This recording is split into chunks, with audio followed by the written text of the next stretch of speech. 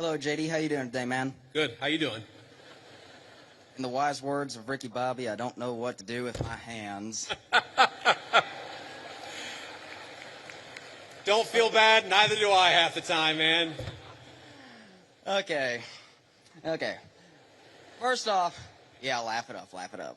Okay, first off, I just want to say I am a huge supporter of the Trump administration. I was 3 months too late to vote for you guys, but if I could have, I would have.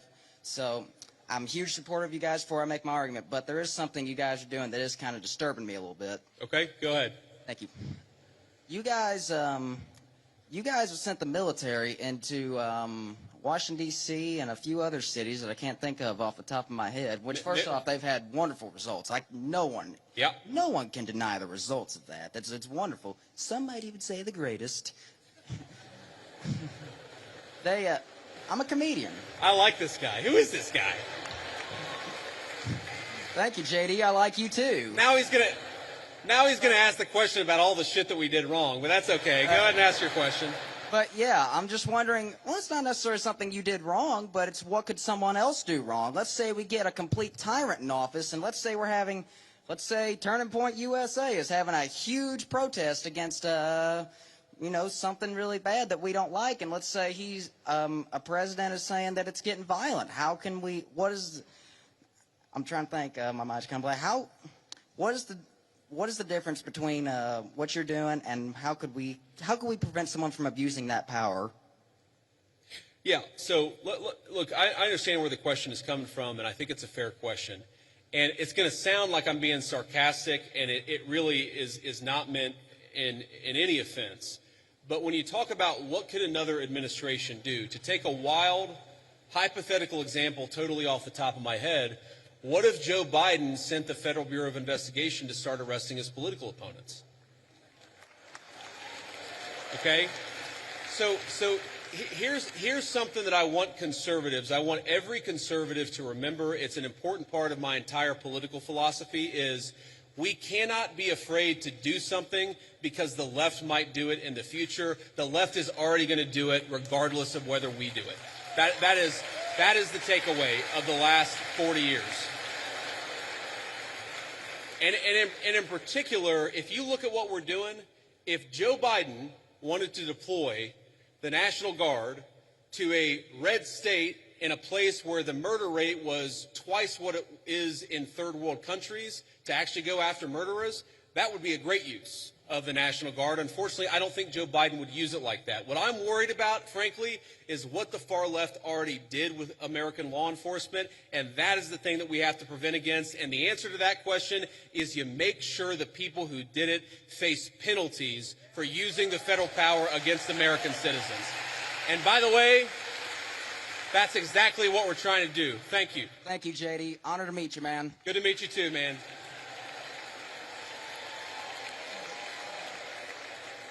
This will be the last question. Ricky Bobby, 2048. That's who I'm voting for.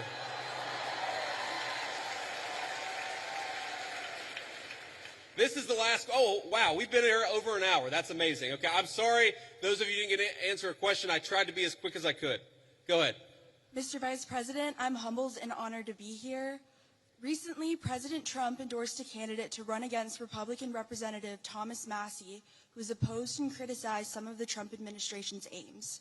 How would you address those who fear that principled disagreement or independent thinking is discouraged within the party because of how it can be framed as a betrayal instead of as internal accountability or an opportunity for debate and negotiation?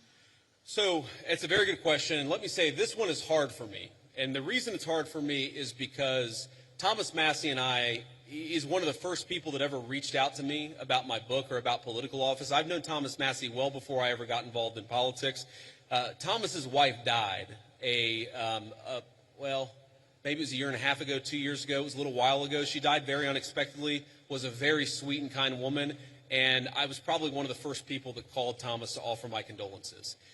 I think the problem with Thomas, and I've told him this in private, and now I guess I'll say it in public, is it's one thing to disagree with the party on a particular issue. It's one thing to take to have your independent stand on a number of questions. And by the way, some of the stuff where Thomas Massie has been independent against the Republican Party, I've agreed with him with. Thomas and I worked together during 2023 where I was trying to stop the limitless flow of American money to Ukraine, and Thomas was one of the people I was working closest with it. But that's one thing. Being independent, having your own opinions is one thing. Voting against the party on every single issue, you're eventually going to make too many enemies. And that is the problem that Thomas has had. It's not one issue. It's not 3 or 4 issues. It's that every time that we've needed Thomas for a vote, he has been completely unwilling to provide it. That is why the President of the United States has trained his ire on Thomas Massie. It's because we can never count on him for some of the most difficult votes. I wish that that weren't the case. I say that as somebody who's known Thomas well before I got into politics, but politics is politics, and when you always vote against the party, you can't expect the party to actually back you. That's the reality. So, let me say just a couple of final things before I hit the road here. And one, it has been such an amazing honor to be with all of you this evening. I want to say 2 things.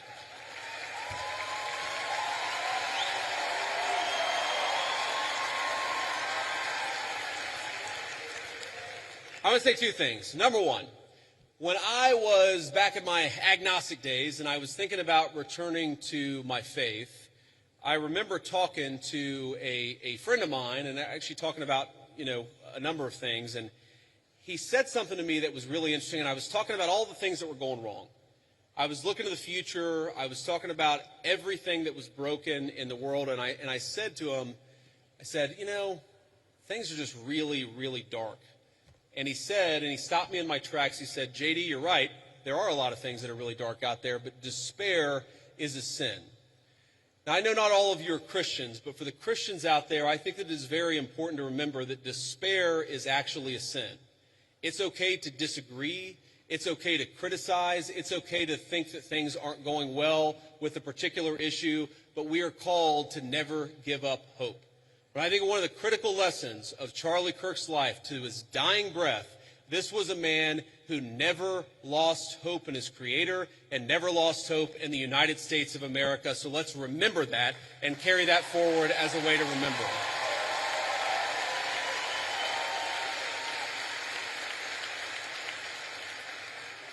And the second thing that I want to say is, in line with despair being a sin, look, I imagine that I can tell most of you apparently agree with a lot of what I said. I'm sure that a lot of you disagree with some of the things that I've said. That's okay. We don't need in our political movement people who agree with us on every single issue. We got a couple of questions about Israel. We got a couple of questions about the National Guard deployments. We don't need somebody who agrees with us on every single question or every single issue. What we need is people of good faith who love the United States of America and are willing to work hard to save it. So when you look at all the accomplishments, you look at the accomplishments of the last 9 months. We inherited the worst border crisis in the history of the United States of America.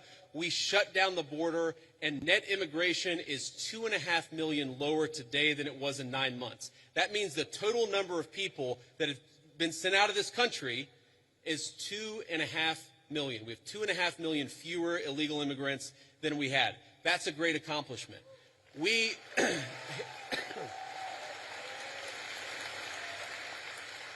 inherited a terrible affordability crisis from Joe Biden, and I'm not going to tell you everything's perfect because it was a real bad situation that we inherited, but inflation is consistently below economists' expectations, and we are chipping away at it every single day. We inherited an economy where we had the largest trade deficit in the history of the United States of America. In 9 months, Donald Trump's tariff policies have cut the American trade deficit by over half. That means we're making more of our own stuff, and we're actually employing American workers to do it. And all that is to say that very often, Charlie Kirk would call me and he would say, not attaboy, but he would say, do more, do more, do more.